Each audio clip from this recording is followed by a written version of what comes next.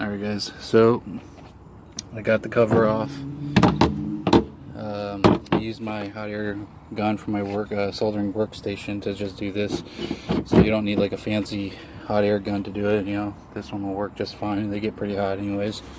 What you do is you gotta heat up this after you pull the carpet back, which you just drill out. There's two like these rivet things on each side. You just drill those out, and they're in between this. I messed one up, but so once you do that, fold the carpet back. Then what you want to do is take your hot air gun and you want to heat up and take like a pry bar or whatever tool you want to use, and just little bits all around while you're heating up that general area. Now, I forgot to mention, before you do that, you gotta take off 4 of these little like nuts or washers or whatever you want to call them. And you gotta take those off, and they may have this material surrounding them, so you gotta like heat them up a little bit maybe, and just like work around them and pull some of it away. But once you get that done, then you go ahead and start working your way around, which took me about 5 minutes to do, until it got to a point where one of the sides was kind of already lifted to where I can just get my fingers under it, and I was able to just pull it up like that.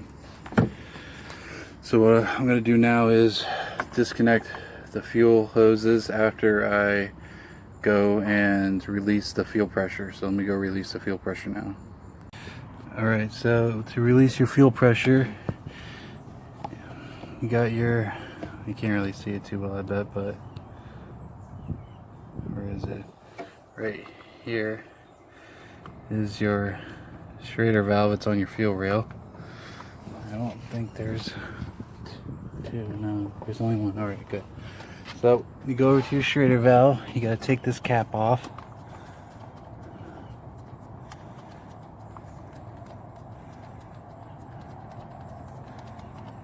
Alright, put somewhere you won't forget it. Now, because you're going to be releasing fuel pressure and fuel, and you don't want that all over your engine, you want to tuck a rag or something down there to catch all that drippage. Alright, and then what I'm going to do now is just go ahead and release that pressure, which there clearly wasn't too much of, it looks like. So, yep. Alright, so that's done. So, get you on the next part. Okay, so, I already took out the first lead part right here.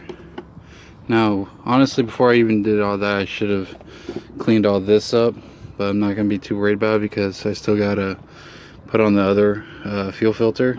But you get one of these cheap little tools from like your auto parts store, or turn that off. Alright, and just a fuel filter or AC disconnector, like $8. Got mine at AutoZone.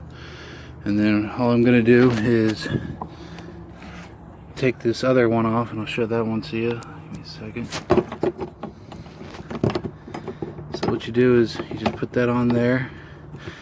Now you got these, there's a blue clip there, one there, a little push button there, and there's another one on that side. So what you're gonna do is you're gonna push that in. Oh, get that out of the way. Alright, I pushed it in. Let me see if I can do this with one hand.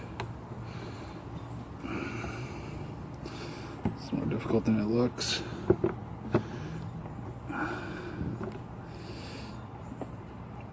Anyways, you push that in and you take off the other one, and then you go underneath the car. So let me get that done, I'll get back to you. Alright guys, so this is what you want to do for this, and none of y'all know. Just take a screwdriver, which is not a Phillips head, you stick it in right into this little hole right here. Alright, right there. Oh my god, this stupid freaking. And what you do then is you wiggle it, and there's a tab right there that will, once you release it, this will open up, and then boom, got your fuel line going to your fuel filter freed up. Alright, next up we're gonna do the 10 millimeter bolt. Alright, so we finally got the fuel filter out. It's actually like right there. Now, you're gonna struggle a little bit getting it out. There's, I don't know what that is. Something looks like it's connected, but you got this wire. There's the green one with the green tab. That's not the one that gets in the way. It's this other one right here. So if you can disconnect that somehow beforehand, I would recommend doing so. Obviously, remove the negative from the battery in the front. Also, this hose right here, that's right in front of the camera. This one, I just tapped it. I don't know what that goes to. I didn't disconnect it, but it runs to the back there. Disconnecting that would definitely make this a lot easier. Obviously, I didn't do it. I had to wiggle everything out, but I got it out nonetheless.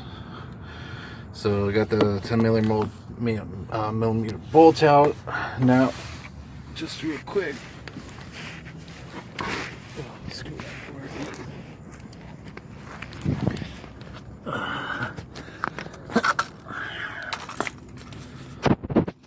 So this is what it looks like, how it faces. Alright, this is the 10 millimeter bolt you gotta get. Not bolt, I keep saying bolt, nut. Disconnect this electric strap. Now, why they have this on there, I don't know. I don't see, it's like going from metal to plastic, but it's on there. I'm gonna try to get it back on there when I put the new one in. So when it comes to getting the bolts off, you might want to use an extension, or not, like, it doesn't have to be a really long one, but I use this extension. You're going to want to use a 10 millimeter on a quarter inch ratchet, or a 1/4 inch socket. Get the 10 millimeter, because 3/8 and obviously 1/2 inch, it's gonna be too thick of a wall, so you need the thinnest wall. So 10 millimeter 1/4 inch. So just real quick, essentially speaking, all the tools you're going to need. This is to drill out those rivets.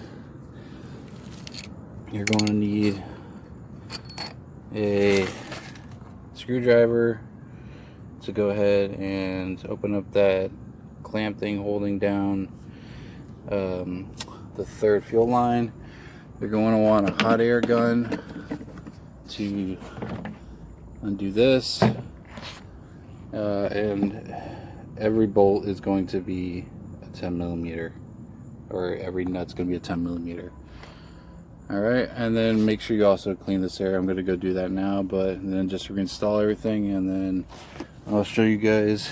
Oh, and this the AC disconnect, AC and fuel quick disconnect, you're going to need that too.